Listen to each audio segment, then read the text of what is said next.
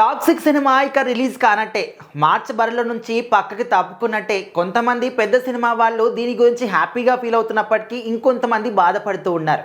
ఎందుకంటే toxic movie అనేది దాదాపుగా అంటే కేజీఎఫ్ సిరీస్ తర్వాత ఫస్ట్ టైం యష్ గారు ఈ సినిమాతోని వస్తున్నారు. అది కూడా గీతూ మోహన్ దాస్ గారు ఒక అంటే లేడీ డైరెక్టర్గా ఈ సినిమాని చాలా అద్భుతంగా తీర్చిదిద్దారు. సో చాలామంది కూడా టీజర్ చూసిన తర్వాత సినిమా ఎప్పుడు వస్తుంది అంటూ చాలాగా ఆశగా కూడా ఎదురు చూస్తూ ఉన్నారు. సో ఇలాంటి సమయంలో ఇంకా దాదాపుగా ఇప్పుడు ఈరోజు 4th అంటే ఇంకా ఒక 15 days మాత్రమే ఉంది సినిమా రిలీజ్ అవ్వడానికి. మార్చ్ 19th ఈ సినిమా రిలీజ్ అవుతుంది అని చెప్పేసి ఎప్పటి నుంచో కూడా మనం మాట్లాడుకుంటున్నాము, సినిమా కోసం వెయిట్ చేస్తూ ఉన్నాం కూడా.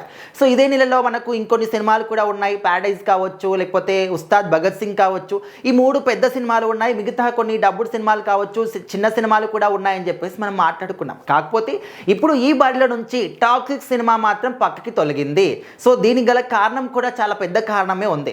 సో నార్మల్గా యష్ గారు అంటే మరి కేజీఎఫ్ సిరీస్తోని ప్రపంచవ్యాప్తంగా కూడా మంచి గుర్తింపు సాధించి పెట్టుకున్నారు.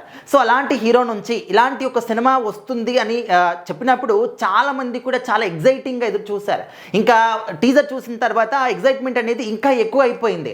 సో అలాంటి ఒక క్యారెక్టర్ అనేది ఈయనకు మాత్రమే సెట్ అవుతుందా బాబు అని ఒక మార్క్ మాత్రం యష్ గారికి పడిపోయింది. సో ఇప్పుడు సినిమా ఎందుకు పోస్ట్పోన్ అవుతుంది, ఎప్పటికి పోస్ట్పోన్ అవుతుంది, కొత్త డేట్ ఏంటి అనే విషయం పట్ల కూడా మనం మాట్లాడుకుంటే, సో మరి ఇప్పుడు మనకు చూసుకుంటే వరల్డ్ వైడ్గా కూడా యుద్ధాలు జరుగుతూ ఉన్నాయి. ముఖ్యంగా ఇరాన్ కావచ్చు.